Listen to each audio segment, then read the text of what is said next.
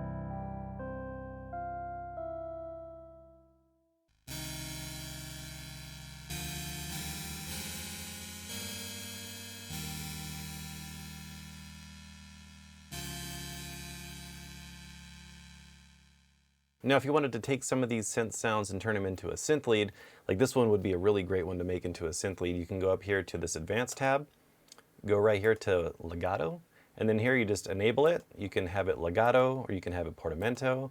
You can change the length. So if you want to go ahead and make it a little bit longer or shorter.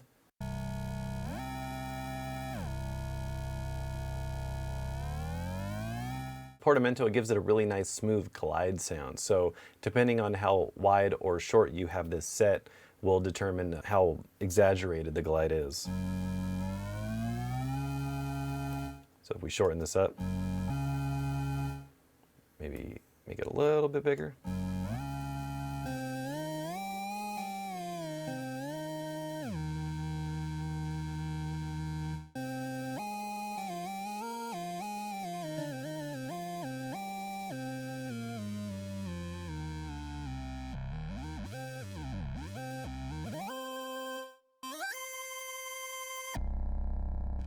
And then if you want to hear a little bit of with legato, we'll go ahead and enable that.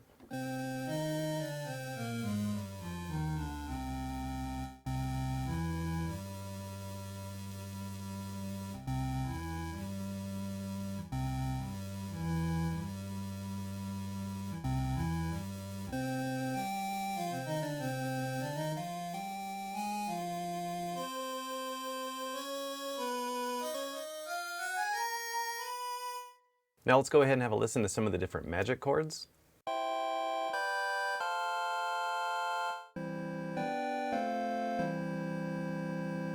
These types of sounds really make me think of those old classic 90s video games.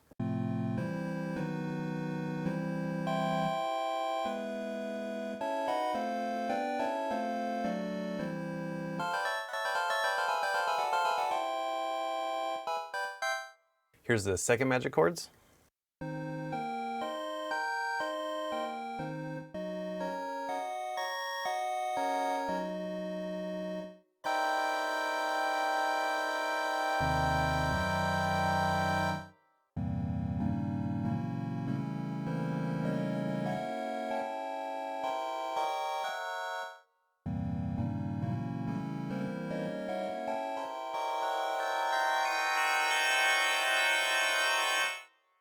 All right, so we just had to listen through some of the different sustain types. Now let's go ahead and check out the staccatos, which are the same sounds, just recorded shorter and tighter. So let's go ahead and play through some of these.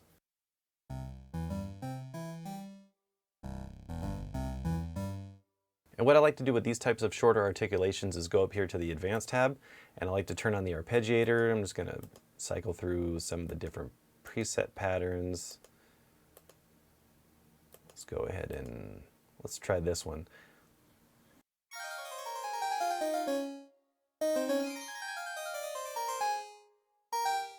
So you can see that sound really conjures up those old school 90s Super Nintendo video games, especially if you played like Super Mario Brothers. It has that kind of...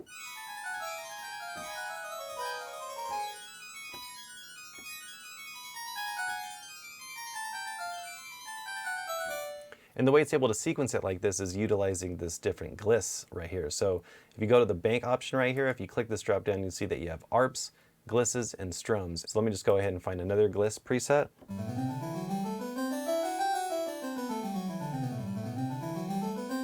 Let's try another one.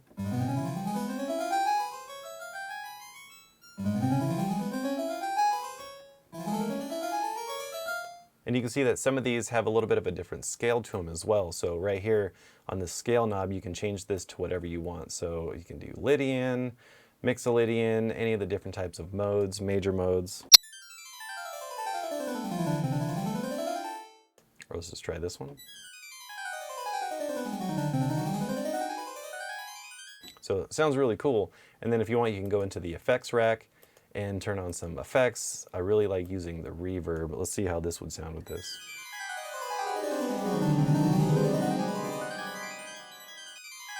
Let me go ahead and set it to the church far. Now let's go ahead and turn some delay on. I wonder what this is going to sound like. Let's go ahead and play around with the settings. I'm going to turn the pan on. I'm going to leave the sync enabled.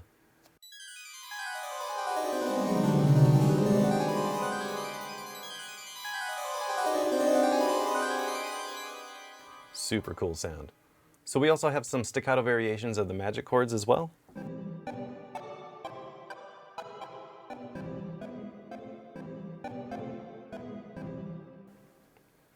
Let's see how it would sound if we enabled the gliss with this.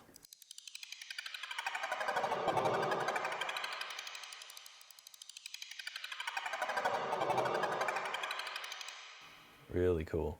Let's try a different preset. And then let's go ahead and try a different magic chord.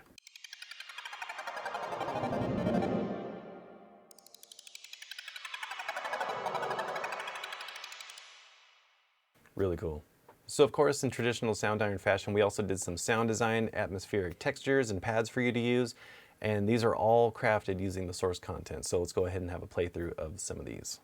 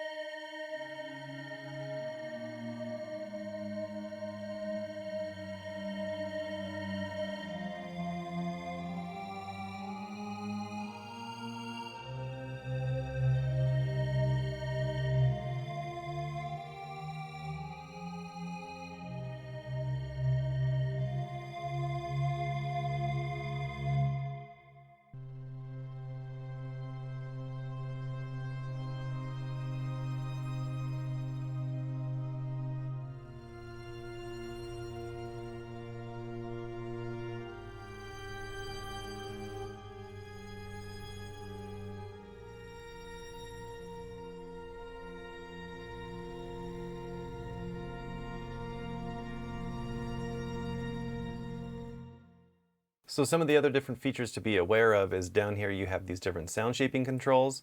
So you have some different options for the release setting. If there's a drop down right here, you can set it to normal and pad.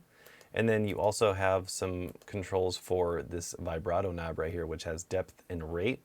So I'm going to go ahead and turn this one off and give you a little bit of an idea of how this sounds.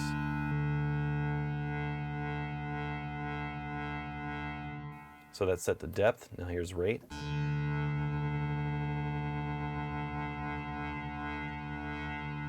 And you can learn any of these to your mod wheel if you want to go ahead and learn this.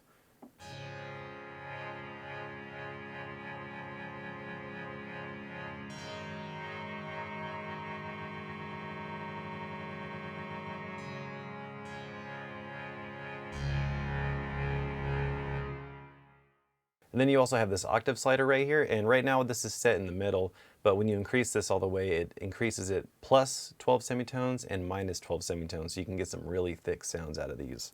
I'm gonna go ahead and turn this all the way down.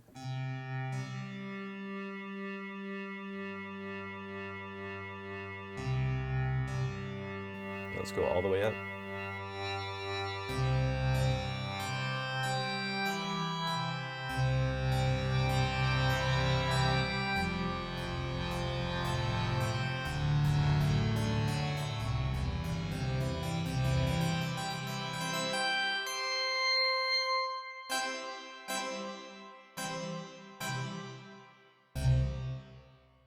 Now we're about to start playing through some of the different custom effects presets that come with the library. There's 20 to choose from and utilize a bunch of these different features in very awesome and cool ways. So I'm going to go ahead and show you some of these and give you a little bit of an idea of what's possible with the library and how you can use these as creative and inspirational kickstarters for your next track.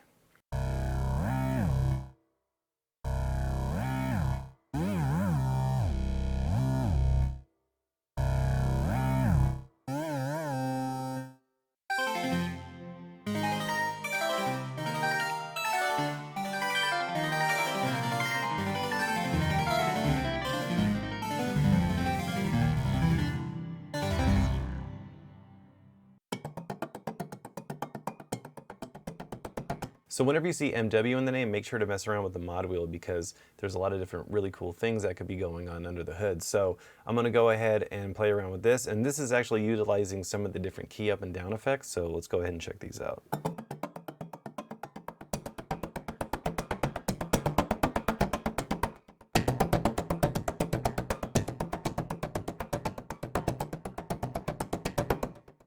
So it's really cool that you can utilize some of these more percussive type effects to really create some rhythmic, driving sounds within your track. So you can really create a whole track with just this library if you want to.